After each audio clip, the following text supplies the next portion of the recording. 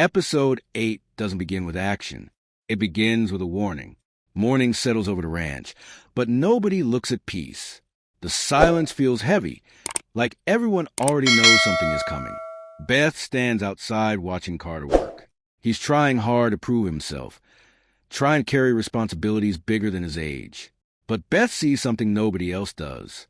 She doesn't see strength. She sees hesitation. And in one quiet moment, she says the words that define the entire episode. We need to teach him how to be unbreakable. Not stronger, not tougher, unbreakable. Because life on this ranch doesn't reward good intentions. It rewards survival. Carter hears her, but he doesn't answer immediately. Instead, he looks out across the land and says something that reminds everyone he's still young underneath all the pressure. My dream is to be a cowboy. For a moment, everything stops. Because Carter isn't dreaming about power. He isn't dreaming about money. He just wants the life, the horses, the freedom, the meaning. But episode 8 quietly asks a painful question. Can somebody stay innocent and survive Dutton Ranch? Beth doesn't answer him directly. Her expression says enough. Dreams are expensive here, and sometimes the ranch collects payment. Meanwhile, another storm is building inside the Jackson family. Beular has reached a point where patience no longer exists. The shipment operation has become unstable. People are asking questions. Trust is disappearing. And Beular believes only one thing can stop everything from collapsing. Family, or at least the appearance of it. He calls Joaquin in for a private conversation. No witnesses. No excuses. Beular speaks calmly, but there's pressure behind every word. I need you to work with your brother. Joaquin doesn't react. Then Beular continues. And he needs you more than you need him, because he's a liability. The room changes. That single sentence reveals everything. Beular no longer trusts his own side. This isn't about loyalty anymore. This is damage control. Joaquin listens, but instead of agreeing, he finally says what he's been carrying for a long time. They are not my family. Silence. No shouting. No dramatic music. Just truth. Because Joaquin isn't rejecting blood. He's rejecting what they become. To him, family protects. Family sacrifices.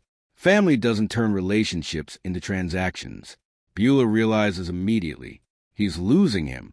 And if Joaquin walks away, everything connected to the shipment becomes vulnerable. Later that night, we finally get closer to the mystery that's been hanging over the season. The Jackson shipment. The operation everyone talks about, but nobody fully explains. Movements become secretive. Vehicles move at unusual hours. Orders are given quietly. People stop making eye contact. Whatever is inside that shipment, it matters enough to divide brothers. Joaquin watches from a distance. He sees enough to understand one thing. This isn't just business anymore. And if the shipment fails, the fallout won't stop with the Jackson family. It could reach the ranch. Back at home, Carter keeps replaying Beth's words. Unbreakable. But what does that actually mean? He starts to realize something difficult. Being a cowboy isn't about horses. It isn't about hats. It isn't about looking strong. It means making choices that change people. And living with them. Beth finds him later. No speeches. No comfort. She simply tells him, people don't survive because life gets easier. They survive because they stop breaking. Carter nods. Not because he fully understands, but because he's starting to. Episode 8 ends exactly how the series is at its best. Quietly, Joaquin standing alone. Beulah watching everything slip. Carter questioning his dream. Beth preparing him for a world that shows no mercy. And somewhere in the darkness, the Jackson shipment keeps moving. No explosions. No final confrontation. Just one terrifying feeling. That when this shipment finally arrives, nothing will stay the same. End of episode 8.